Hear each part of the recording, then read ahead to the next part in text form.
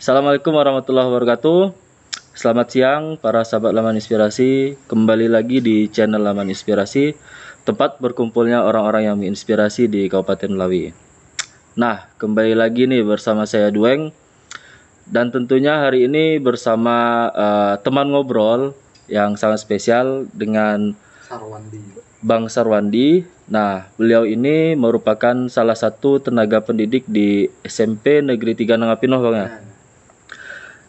Hari ini kita pengen ngobrol-ngobrol soal pembelajaran selama masa pandemi ini, karena ya sampai hari ini pun pandemi ini belum juga berakhir nih Bang ya. Tentunya sebagai tenaga pendidik pasti banyak unek-unek, terus keluh kesah ataupun pengalaman lah yang dirasakan selama proses pembelajaran di masa pandemi. Bang, kalau boleh tahu mata pelajaran yang diampu apa Bang? Pendidikan kewarganegaraan, Bang. Pendidikan kewarganegaraan. Selama sebelum pandemi itu proses pembelajaran di mata pelajaran yang Abang ampu seperti apa tuh Bang? Jadi kalau khususnya PPKN itu, kalau sebelum pandemi itu, jadi di kelas itu kan bermacam-macam metode pembelajaran guru masing-masing.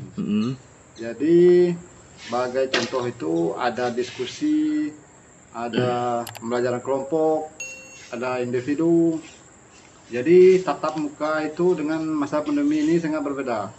Jadi kalau tatap muka itu kita bisa memecahkan seperti pembentukan masalah itu kita bentuk, terus kasus lah berarti ya Bang ya. Jadi misalnya ketika di kelas diberikan satu kasus, terus siswa-siswa ini dibikin kelompok atau gimana tuh Bang? Ya, dibuat kelompok. Jadi ada yang dalam satu kelompok itu tidak tahu, jadi kelompok yang lain itu bisa memecahkan masalah tersebut. Jadi mereka itu saling berinteraksi ya. Kalau masa pandemi sekarang kan seperti SMP Negeri 3 sekarang kan menggunakan luring. Jadi luring itu terkendala, kalau menggunakan daring itu di SMP Negeri 3 ini terkendala sinyal internet tidak ada. Itu susah. Jadi di sini menggunakan luring. Kalau luring itu di sini saya rasakan cukup sulit. Sebagai contoh itu luring itu kan jarak jauh. Jadi di sini sistemnya mengambil tugas dan menyerahkan tugas kembali. Artinya tidak berjalan lah proses yang kalau di tatap muka kan ada interaksi lah berupa diskusi tadi Bang ya. Jadi sangat berbeda Bang. Untuk kan menurut saya lah mata pelajaran PPKN ini luar biasa, sesuatu yang mata pelajaran yang sangat penting sekali sih di kondisi sekarang nih Bang. Karena banyak sekali fenomena-fenomena sekarang ini kan, kayak misalnya terjadi pergeseran norma-norma, nilai-nilai karakter juga itu di kalangan pemuda lah atau di kalangan pelajar sendiri. Nah, ini kan kalau dari penjelasan Abang tadi, kalau pembelajarannya secara luring, siswa hanya ngambil tugas kemudian ngantar tugas. Gimana tuh Bang interaksinya supaya terjadi dengan siswa tuh gimana tuh? Jadi kalau pribadi saya sendiri itu yang cukup sulit itu pada saat itulah. Jadi kalau tatap muka dengan luring ini sangat jauh berbeda. Nah, contoh kalau luring ini misalnya ada soal atau yang jawaban mereka salah, kita sangat terkendala waktu mau menjelaskannya, mungkin meluruskannya dari jawaban mereka. Nah, ini. Nah, itu kendalanya, Bang. Kalau mau atau apa itu. Berarti selama masa pandemi ini artinya hanya proses pembelajaran yang terjadi di SMP 3 ini di luar jaringan berarti Bang ya? Iya. Dengan siswa ngambil tugas kemudian mengumpulkan tugas. Dan tidak sempat terjadi proses daring tuh Bang ya. Misalnya kayak di grup WA. Ya, enggak sempat Bang.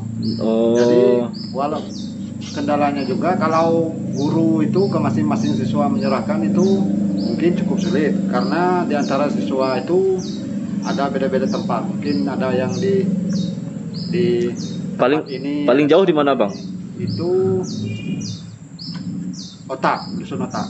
Dusun Otak ya. Nah, Oh, jadi kalau guru menyerahkan itu cukup sulit kemungkinan karena di sini ada dari Otak, ada dari Tanjung Ngara, kemudian Kebebu, ada dari Sebaju Kodal, ya. Sebaju, Oh. itu kendalanya.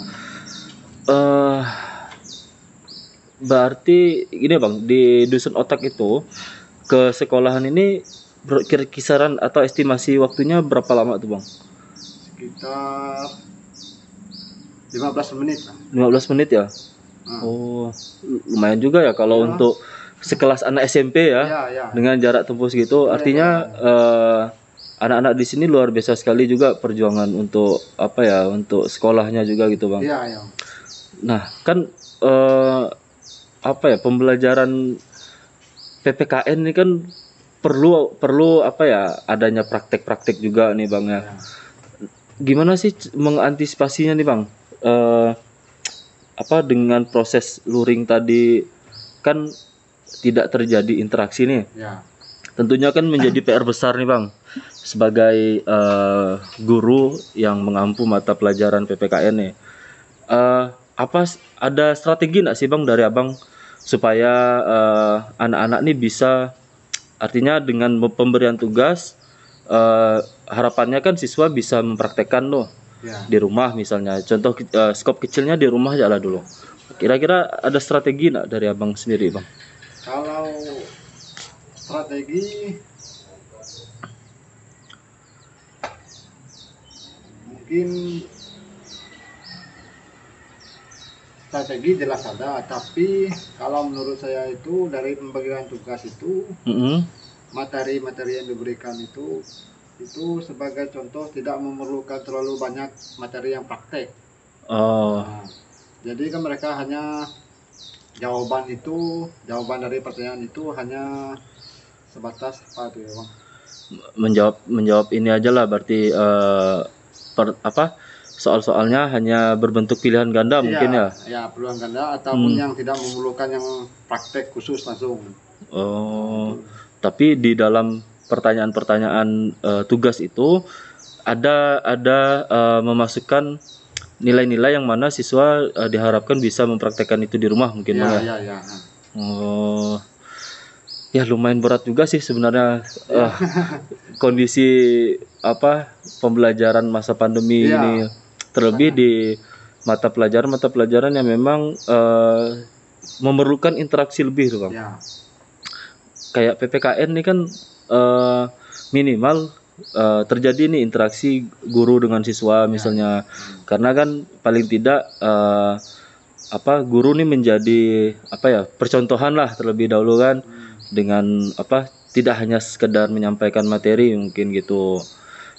Nah, apa terus dari sejauh ini pembelajaran yang terjadi nih sudah mulai tatap muka atau masih luring nih Bang di SMP 3 nih? Kalau sekarang masa-masa sekarang karena zona sudah aman, jadi sekarang itu mulai tatap muka, tapi itu terbatas Bang.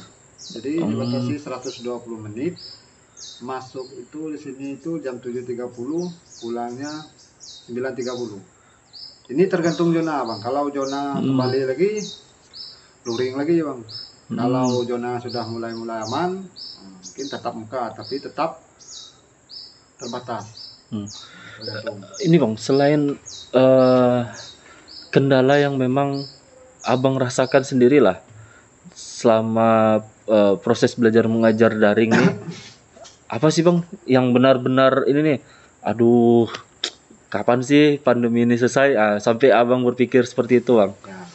Kalau saya pribadi memang sangat jauh berbeda Bang, sangat banyak kendalanya Bang. Contoh sebagai contoh itu pendidikan kewarganegaraan itu kan ada memerlukan diskusi-diskusi langsung atau praktek-praktek langsung.